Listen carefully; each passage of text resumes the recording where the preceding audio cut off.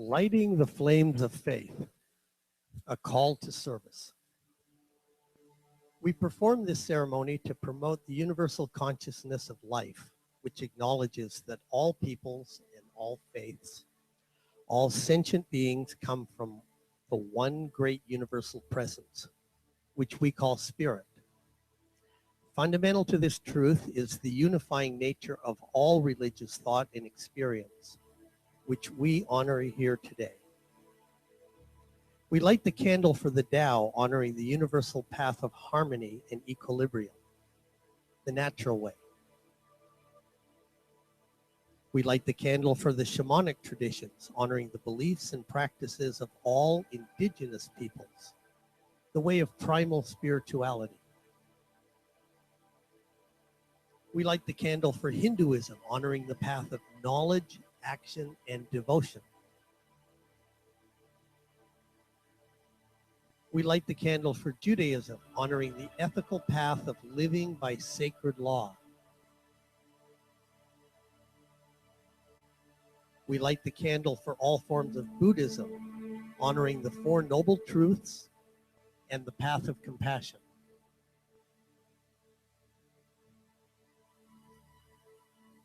We light the candle for all forms of Christianity, honoring the Christ consciousness as the path of love. We light the candle for all forms of Islam, honoring the path of compliance with the will of God as the highest calling. We light the candle for the universalistic religion of Baha'i, honoring the path of unity and peace. We light the candle for all forms of New Thought, honoring the metaphysical path of mental healing through the practice of universal spiritual principles. And as practitioner Jill Burnett lights the last candle, let it represent the path that brought you here today.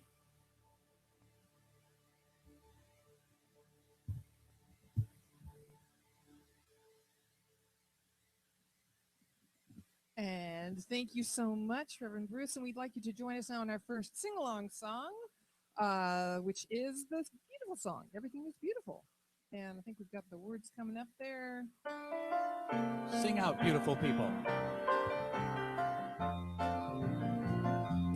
Everything is beautiful in its own way, like a starry summer night or a snow-covered winter's day. And everybody's beautiful in their own way. Under God's heaven, the world's gonna find a way. Everything is beautiful in its own way, like a starry summer night or snow-covered winter's day. And everybody's beautiful in their own way. Under God's heaven, the world's gonna find a way. One more time. Everything is beautiful in its own way, like a starry summer night or snow-covered winter's day.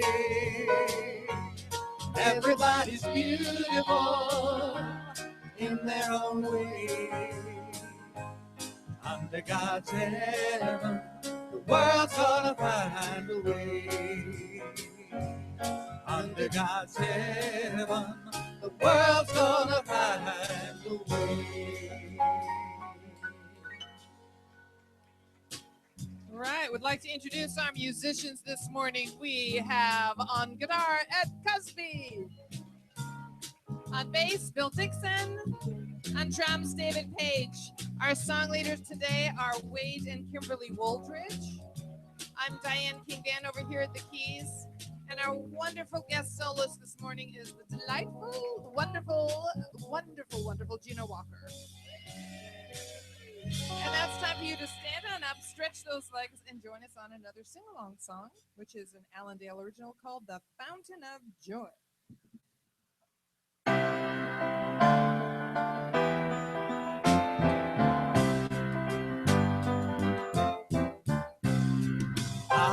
choose to live in the future.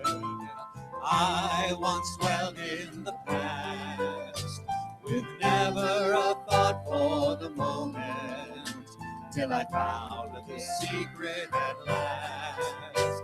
Now I get the most out of living by giving back to the one.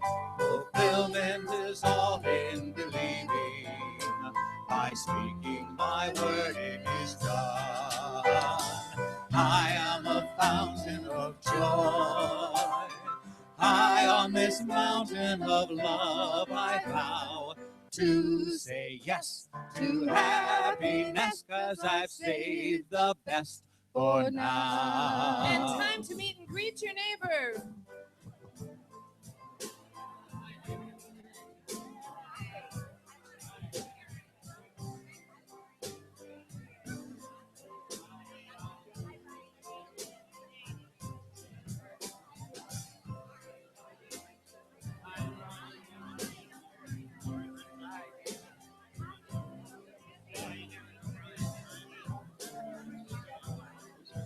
And work your way on back because we have more singing to do. Here we are.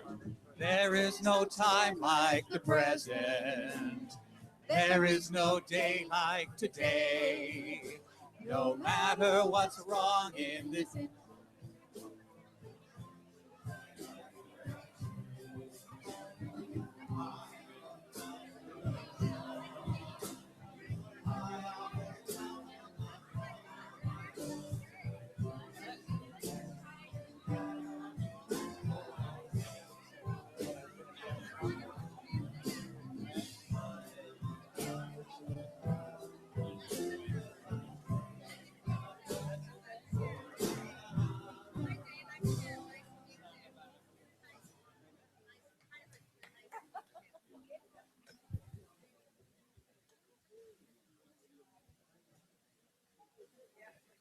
Good morning.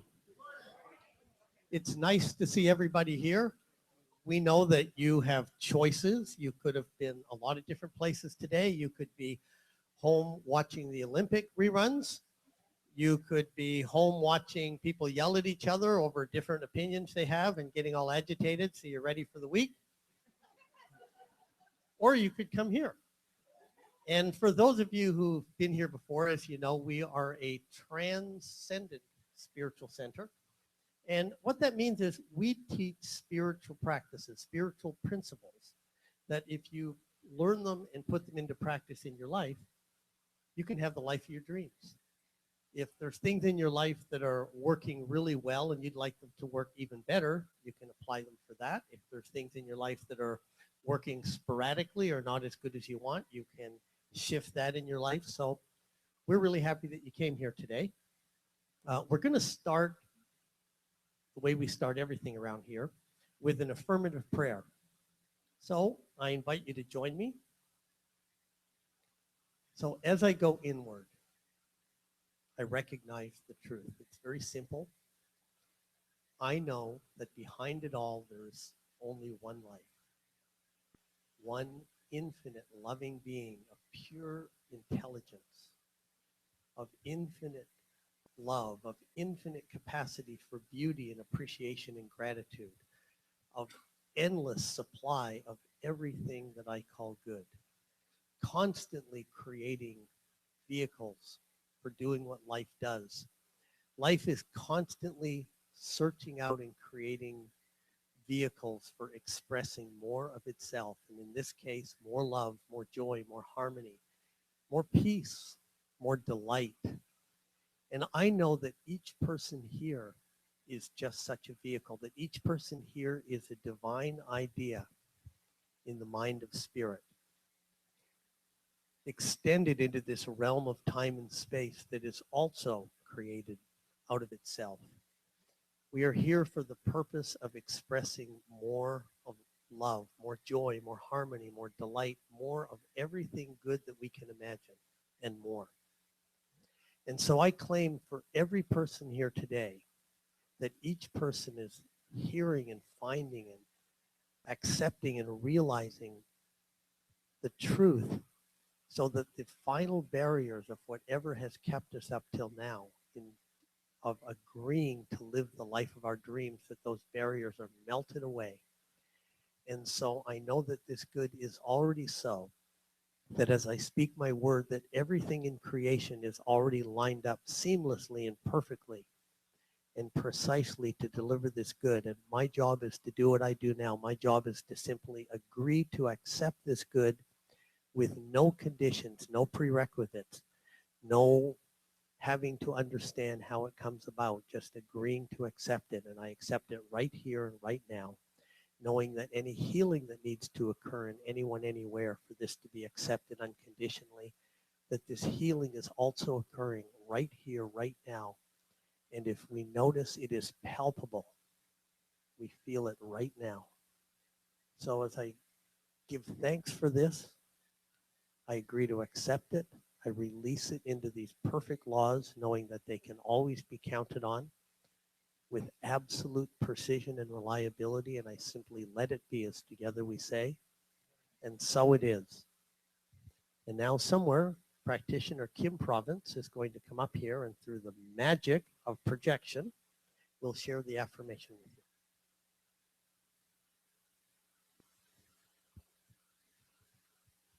Good morning. So I'm going to say our affirmation. When I'm complete, it will appear on the screens, and please say it out loud. So today, I celebrate my life exactly the way it is. I am a living masterpiece right now. Better today than yesterday. I am grateful for all my good. Now repeat it.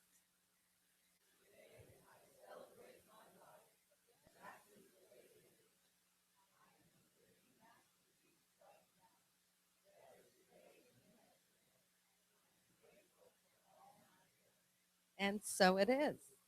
Thank you, Kim. Now please welcome Gina Walker.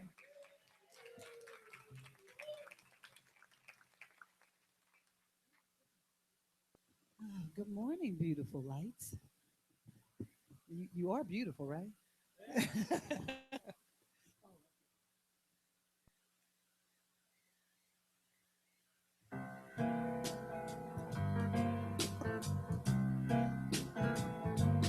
You know my soul. You know everything about me there's to know. You know my heart, how to make me stop and how to make me go. You should know I love everything about you, don't you know? That I'm thankful for the blessings and the lessons that I've learned with you by my side. And I'm thankful for the joy that you keep bringing in my life. In my life. Thankful, so thankful. You know my thoughts before I open up my mouth and try to speak. You know my dreams must be listening when I'm talking in my sleep. Oh, you know I'm having you around me, don't you know? Yeah, that I'm thankful for the blessing and the lesson that I've learned with you by my side. And I'm thankful for the love that you keep bringing in my life. In my life, don't you know that I'm thankful for the moment when I'm smiling? You always know how to make me smile. You make me smile. Thankful for all the joy you bring into my life. In my life, for the lessons that I've learned, for the trouble I've known, for my heartache and pain thrown in my way when I didn't think I could go on. But you made me feel so wrong. With you I am never alone. Oh. So I'm thankful for the lesson and the blessing that I've learned with you by my side. And I'm thankful for the joy that you keep bringing in my life. In my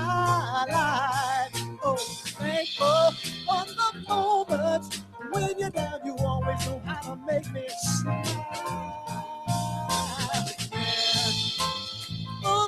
The joy in my life, in my life. I'm thankful, so grateful. Are you thankful? I'm thankful, so thankful. I'm thankful, so grateful. Can you feel it flowing through you? Thankful, thankful, thankful, thankful, thankful. Are you thankful? So thankful.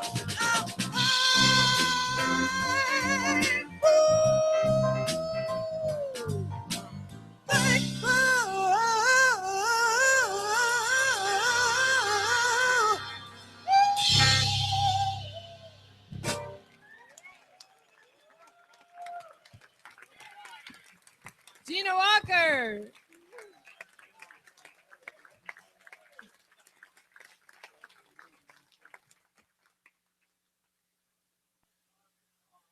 I have the privilege of introducing our guest speaker this morning. Comes to us from Atlanta, Georgia. He's an entrepreneur, motivational speaker, and community leader. His personal mission, is to empower 1 million lives by the end of 2016. Bravo. He started his first business at age 13 and supported himself through college with his own landscaping business. Today, he runs 3 Key Life, Inc., and is an active real estate investor in the southeastern U.S. He comes highly recommended by Dr. Heather, who heard him speak at the CSL annual conference. Speaking to us today on honoring our innumerable gifts, creating a life centered in gratitude, please welcome Jafon Seeley.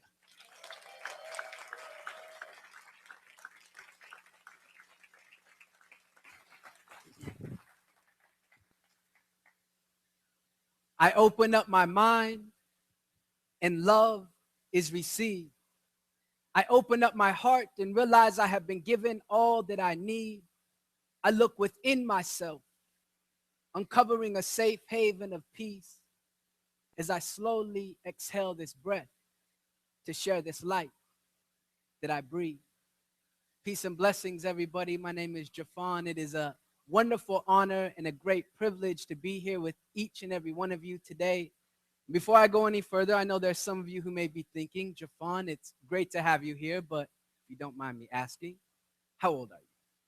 And if you're thinking that, don't worry, I get asked that all the time, but I'm older than I look. In fact, after service, if you look closely, I might have a few grays poking through, but nevertheless, I am very grateful to be here, and as Wade said, I am on a mission to inspire 1 million people by way of speaking, videos, music, working with the youth, working with inner city communities and things of that sort. And when I share that mission, many people say, you know, 1 million is a large number. And then I remind them that there's cat videos on YouTube with 300 million views. So it's not too far out of reach. I'm extremely grateful to be here. I met Dr. Heather at the Center for Spiritual Living convention in my hometown of Salt Lake City in February.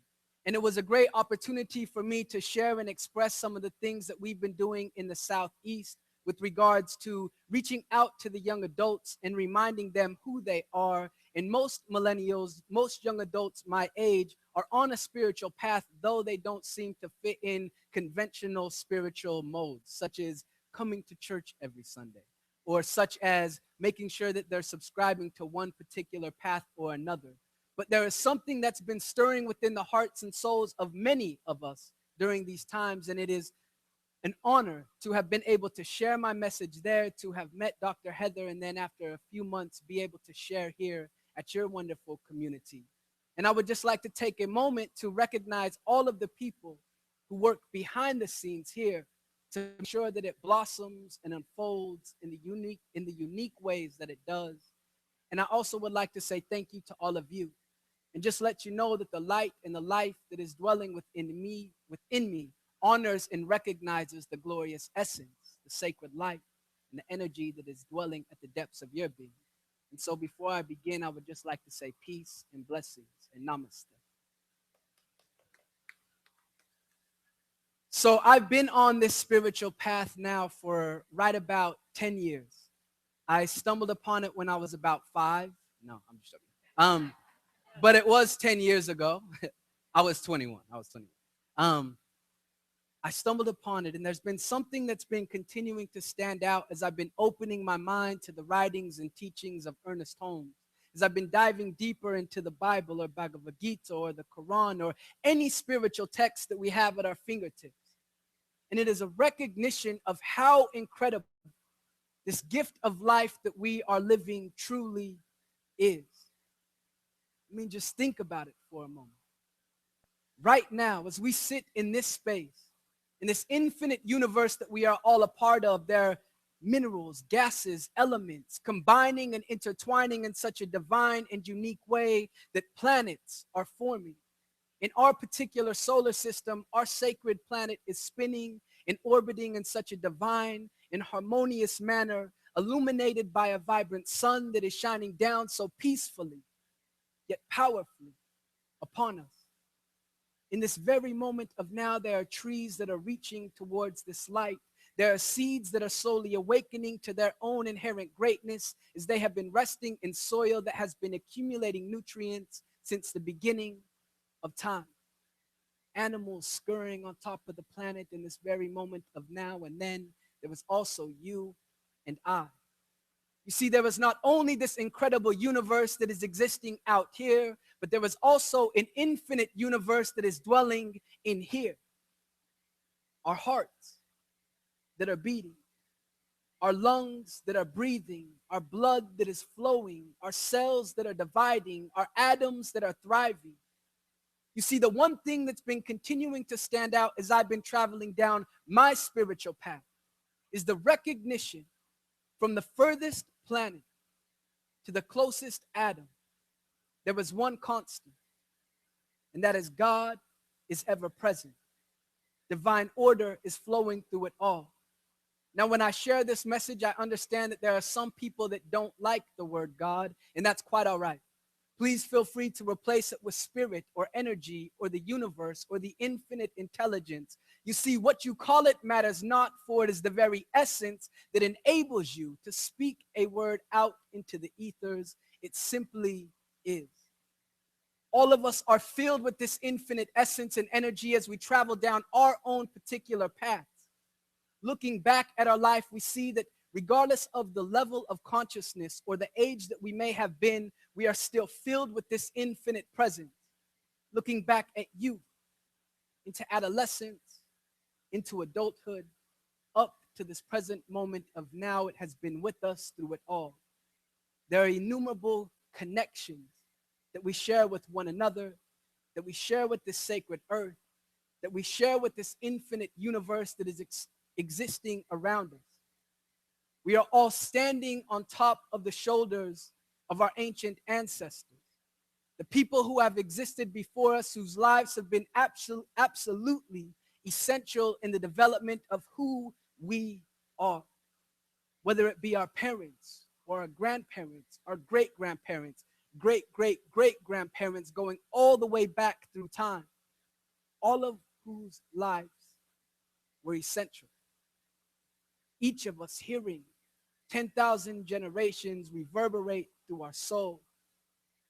We are moving, existing, experiencing this present moment of now, filled with the infinite, but yet squeezing these infinite possibilities into the finite limitations of our individual imaginations.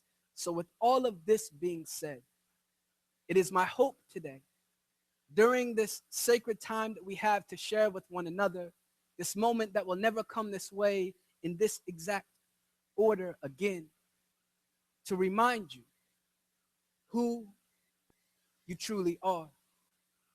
A gift, a light, filled with the infinite essence.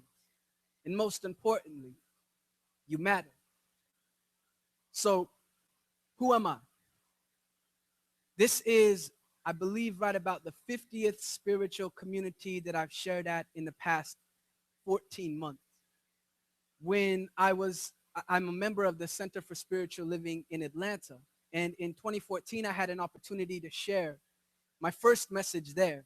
And there was something that stirred within me and just encouraged me to step forth and share my message with others. And I didn't know how I would do it. But as we start giving ourselves permission to listen to those inner voices, not, don't look at me weird now, I'm talking about intuition. When we start giving ourselves permission to step forth into that highest idea that we have for ourselves, doors begin to open. This is what has enabled me to be here with you all. So I'm grateful that I listened to that call so many months ago to be able to be here, experiencing this moment of now. And traveling around speaking, people ask me all the time, so Jafon, who are you?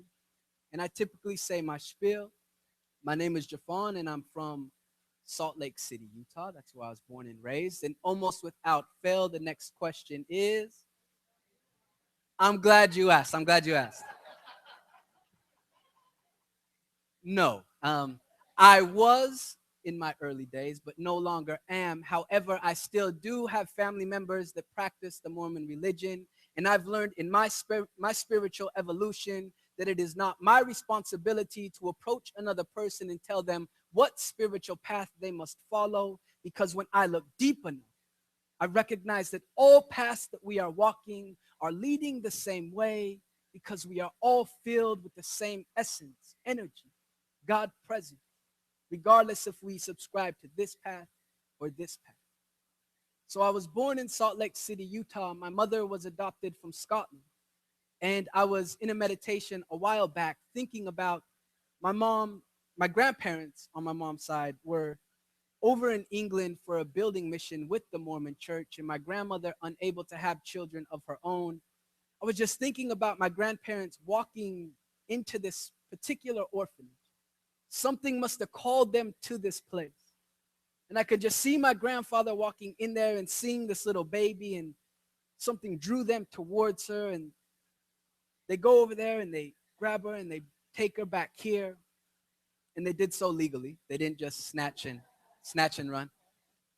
But they brought her back here with the hopes that in doing so, that this young woman, this young girl, would have an opportunity to grow and develop in her own life. And if this little girl happened to grow up and have children of her own, so too would they have an opportunity to blossom and unfold in a unique way. Now, on the flip side, my father is African American. And the differences between my mom's side and my dad's side are night and day. You see, my grandfather on my dad's side was born in Pine Bluff, Arkansas. And he would tell me at the age of 8 years old, walking home from school being shot at because his skin tone didn't match that which somebody said that his skin should be. My grandmother was born in Jackson, Mississippi in the heat of racial tension. And they eventually uprooted and came here to California and then later to Salt Lake. I don't know why they chose it, but they did. And my parents met there, and then here I am. And after I was born there in Salt Lake City, my parents went their separate ways, leaving my mom to raise me and my two little sisters by herself. And even though my father wasn't around for the first 15 years of my life, I call it a blessing in disguise, because I was able to spend a lot of time with my grandparents. As my sisters and I went through youth and into adolescence, we began spending more and more time with our grandparents. So we began to witness our hero, my mother, failed to recognize the glorious light that we saw shining within herself. She slowly became victim to depression, drugs, and addiction. Despite those seemingly difficult situations, I still call it a blessing in disguise. You see, being raised in Salt Lake City with my grandparents, they built their house in a fairly nice area. So I was able to be around great friends and be with their family and see the ways that they live. But it didn't take long for me to grow up and begin to look out into my community and recognize that things really didn't match up. You see, first and foremost, everybody in that community had both a mother and a father at home.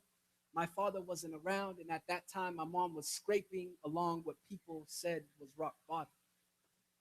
My grandparents supported us with a very small Social Security check, which meant that my shirt didn't have the polo horse, but it looked like the polo ran off my shirt. The horse ran off.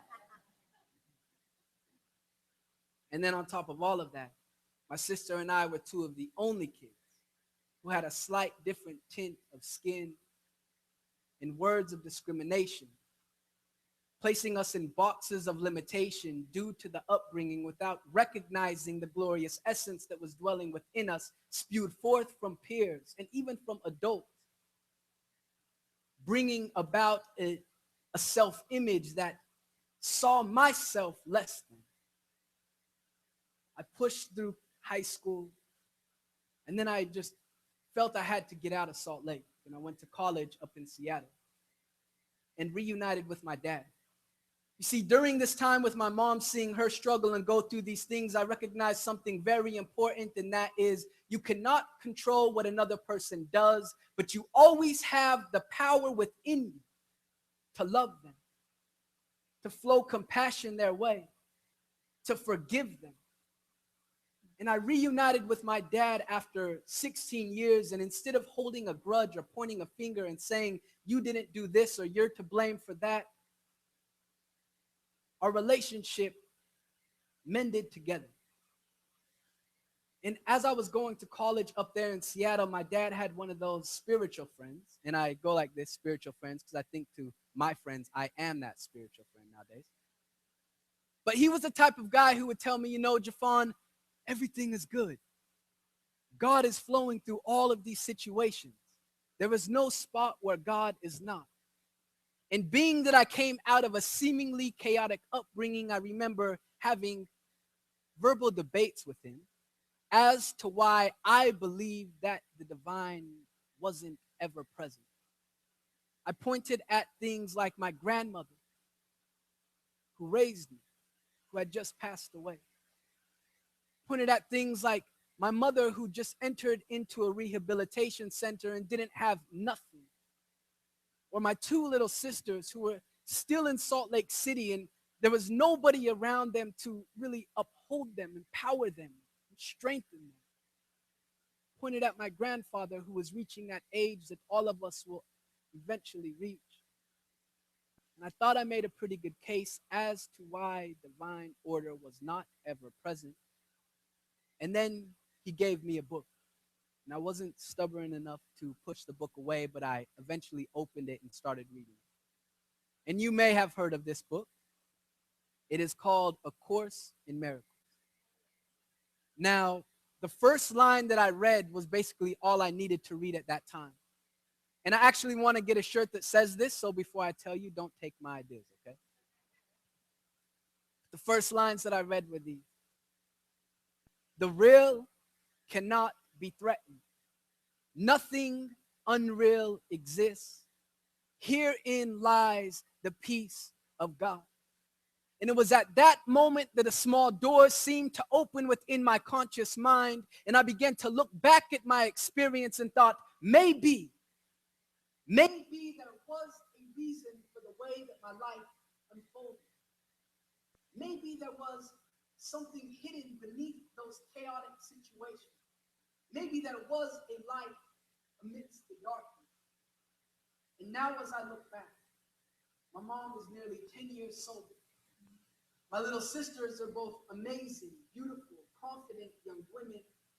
My dad is blossoming in his own unique right. I'm able to travel around the nation and share this message with spiritual communities like these, work with businesses and the millennials, as well as go into colleges and high schools and middle schools and bring a message of empowerment.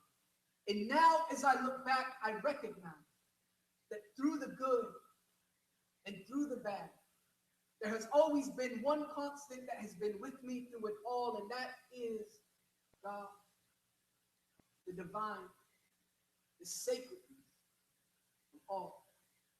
And I share this with you to look back at your experience and look at the mountain peaks of happiness, of joy, of abundance, of love, in the low, dark valleys of stress, of darkness and despair, and recognize the one constant, the one energy, the one presence that has always been there. was a beautiful quote by a Stoic philosopher named Epictetus, I believe. If I'm wrong, correct me afterwards. But he says, men are most disturbed not by what happens, but by their opinion of what happens. So at any given moment, we can choose to shift our mind in such a way and see the hidden blessings, even in the most dark and difficult situations.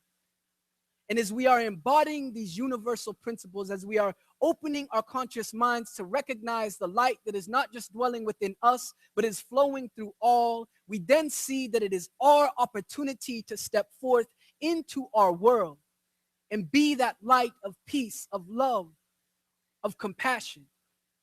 Now, I live in Atlanta, and I don't know about you, but there's been a variety of things that have been occurring across our nation and the world these past few months, even years, even decades. I woke up for early meditation and went down by the beach there, and I was thinking, as beautiful as it is, how is there not one monument to the Native Americans who lived here for thousands of years? Thought, how is there not any recognition of these people who have walked those beaches for long before any European landed here? Now, I don't say that we need to go out and build a monument, but I'm just saying that it is a good opportunity for us to open our mind and be mindful not just of this sacred earth, but all of those who have existed before us, choosing to see with deeper eyes, recognizing the cause of the effects that we are seeing. Because if we are unwilling to expand our consciousness to embody the solution and the change, then we just keep perpetuating the same thing. But as we dive deeper within ourselves and recognize that we can plant new seeds that can cause new effects, we then recognize not just the power in our individual lives, but in assisting in the highest and best for this planet and our fellow brothers and sisters who we share this earth with. Now, when I say these things, some people say, Jafon, that's very grand. How are you going to do it? And I say, the same way that we've been doing it all of our lives. Ernest Holmes says there's a power for good in the universe and we can use it. Have you recognized that every moment of each day you are using your sacred energy to assist in the co-creation of your reality? By way of your thoughts and the way that you choose to use your conscious mind, but even more important than the thoughts that you think is recognizing and being aware of that power within you that gives your thoughts their power. You see, while we can attach to positive thoughts or we can attach to negative thoughts, there is a sacred place in this moment of now where we can connect to and recognize that we are the painter that is assisting in coloring the reality of our lives and helping to color the reality of the world.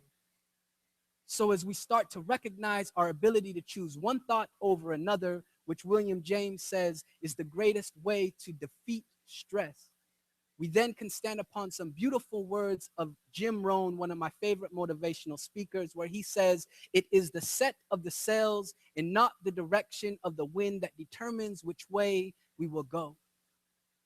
Now, what are sails? Not C-E-L-L-S, but S-A-I-L-S. Those sails on our sailboat of life are thoughts.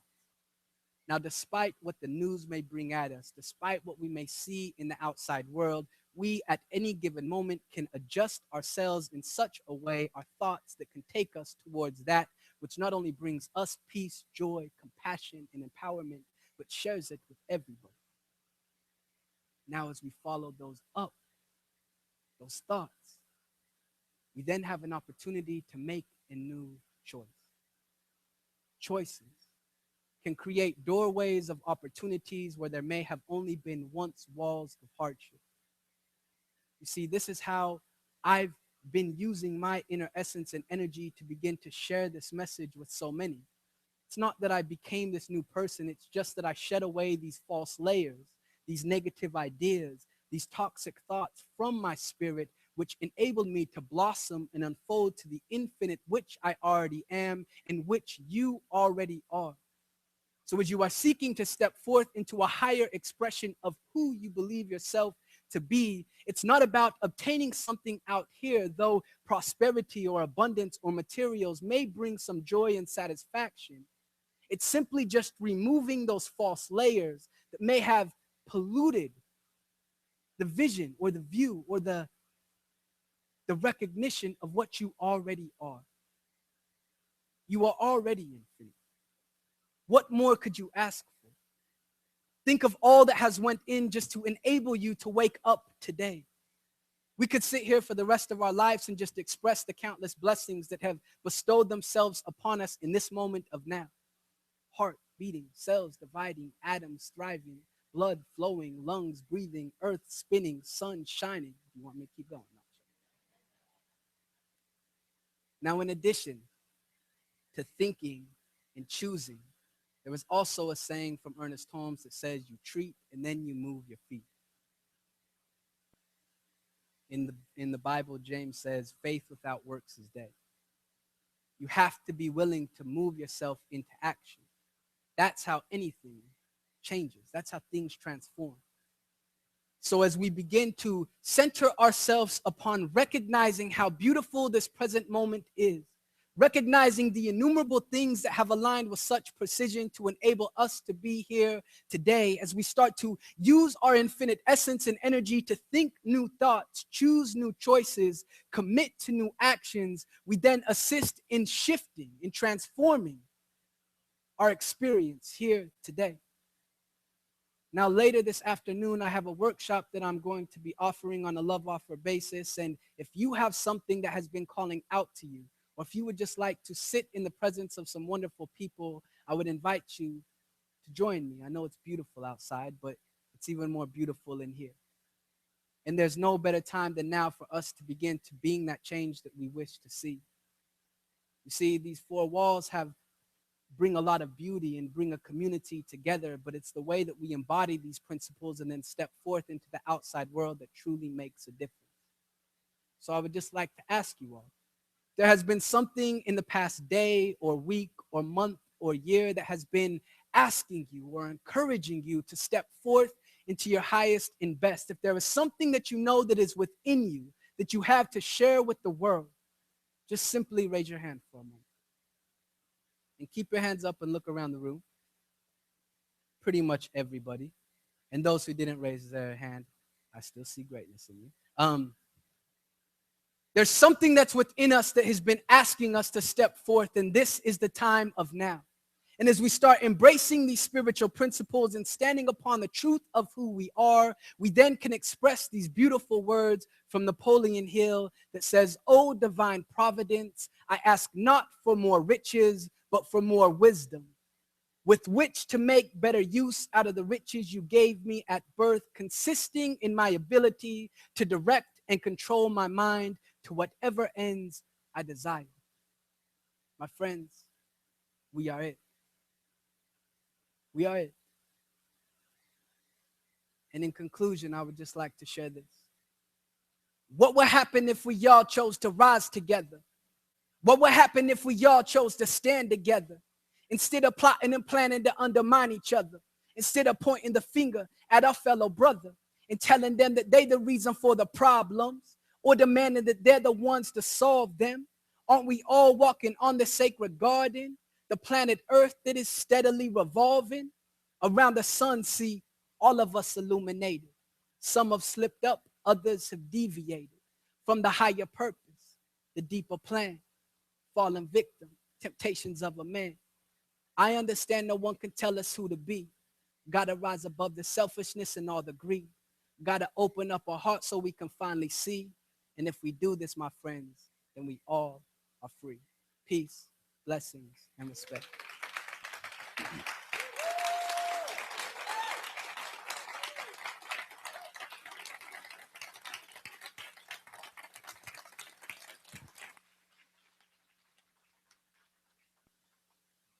Thank you, Javon. That was amazing. If I knew how to rap, I would rap an answer back to you. I loved it. Namaste. I think we are ready to welcome back Gina Walker.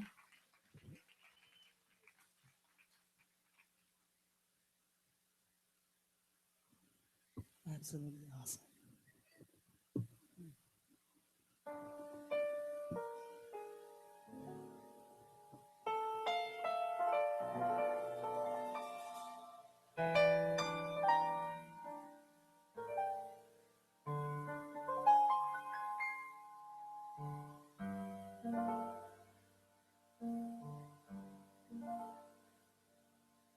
There was a boy, very strange, enchanted boy. They say he wandered very far over land and sea. A little shy and sad of eye, but very wise was he.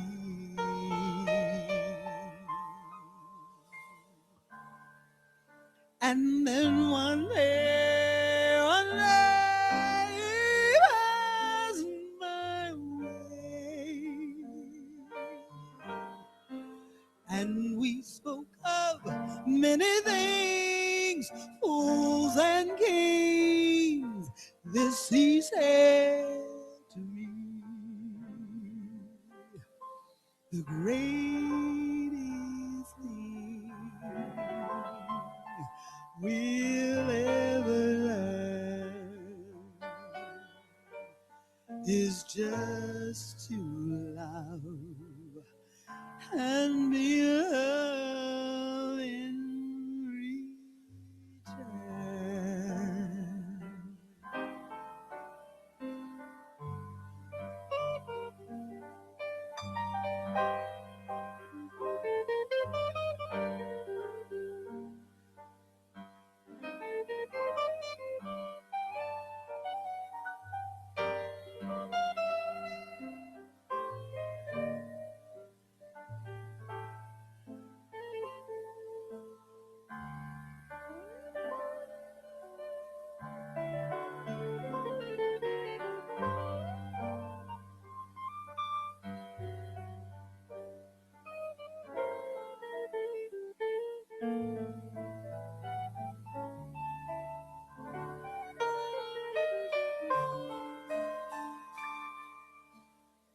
Was a boy,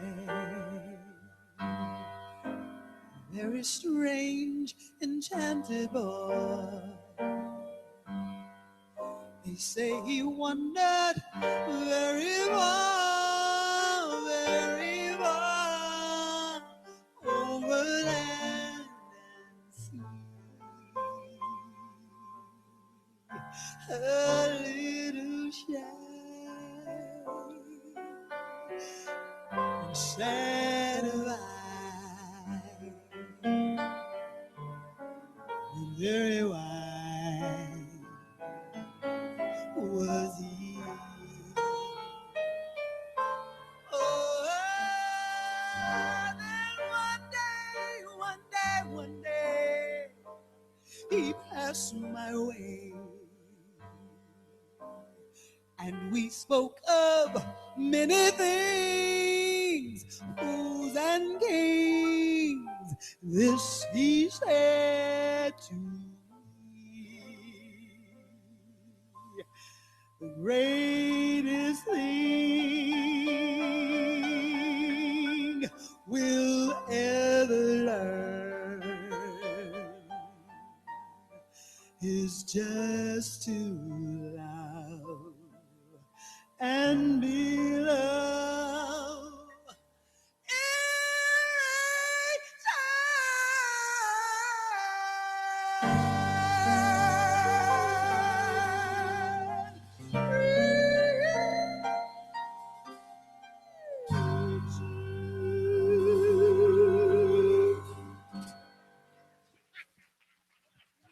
Gino Walker.